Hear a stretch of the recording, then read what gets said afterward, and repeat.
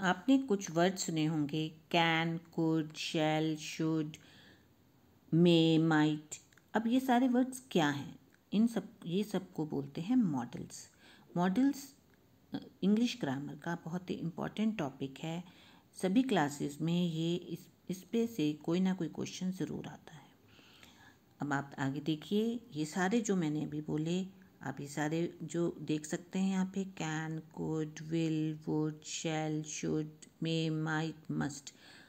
और इसके अलावा भी, ये तो प्राइमरी हो गए, इसके अलावा भी have to, need to, ought to, ये एक्स्ट्रास में आ जाते हैं।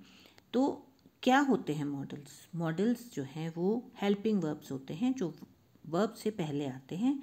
और ये जो है किसी भी मूड को अगर आपको एक्सप्लेन करना हो या एटीट्यूड बताना हो, जैसे कि मान लीजिए आपको कोई अपनी एबिलिटी बतानी है, कोई परमिशन लेनी है, कोई रिक्वेस्ट करनी है, कोई एडवाइस लेनी है, तो ये प्रॉमिस करना है किसी को कोई बहुत ही ज़रूरी बात कि ये आपको करना ही है, नेसेसिटी का जाहिर करनी है, तो हम इन मॉडल्स का यूज़ करते हैं। अब हम एग्जाम्पल्स की हेल्प से इनको हम सीखेंगे। सबसे पहले कैन। कैन जो है वो एबिलिटी बताता है कि आपकी क्षमता क्या है। I can sing. दूसरी बात जो ये बताता है वो है परमिशन। जब भी आपको कोई परमिशन लेनी होती है, जैसे can I come with you, क्या मैं तुम्हारे साथ आ सकती हूँ, तो ये परमिशन हो गई। फर्स्ट था एबिलिटी कि I can sing, I can swim, तो इस तरह से हम इसका यूज़ करते हैं। इसके बाद नेक्स्ट है कुड। कुड जो है वो पोलाइट रिक्वेस्ट के लिए यूज़ करते हैं। कुड यू से इट अगेन, क्या आप इसको दोबारा से बता सकते हैं? तो बहुत ही पोलाइटली किसी से रिक्वेस्ट करनी हो तब हम कुड का यूज़ करते हैं। विल जो है आप सबको मालूम है फ्यूचर के लिए यूज़ करते हैं, जैसे I will go to Agra. भविष्य में कुछ काम करने जा रहे हैं तो आप विल का यूज़ करते हैं। विल प्रॉमिस के लिए भी यूज़ होता है, जैसे आई विल हेल्प यू, कि मैं तुम्हारी मदद करूँगी या करूँगा, प्रॉमिस कर रहे हैं आप किसी से। इसके बाद आप देखिए नेक्स्ट वुड। वुड भी कुड की तरह ही पोलाइट रिक्वेस्ट में यूज़ होता है। Would you like some tea, क्या आप कुछ चाय पीना पसंद करेंगे? इसके बाद है शेल। शेल जो है हम कहाँ यूज़ करते हैं? जब भी हम किसी को कोई सजेशन देते हैं। Shall we go to shop, क्या हम शॉपिंग के लिए चलें? या फिर बहुत ही पक्का इरादा अगर किसी को आपको बताना है, तब हम जो है शेल का यूज़ कर सकते हैं। जैसे आपने गाना सुना होगा, वी शेल ओवरकम, जैसे हिंदी में बोलते हैं हम होंगे कामयाब, हम होंगे कामयाब।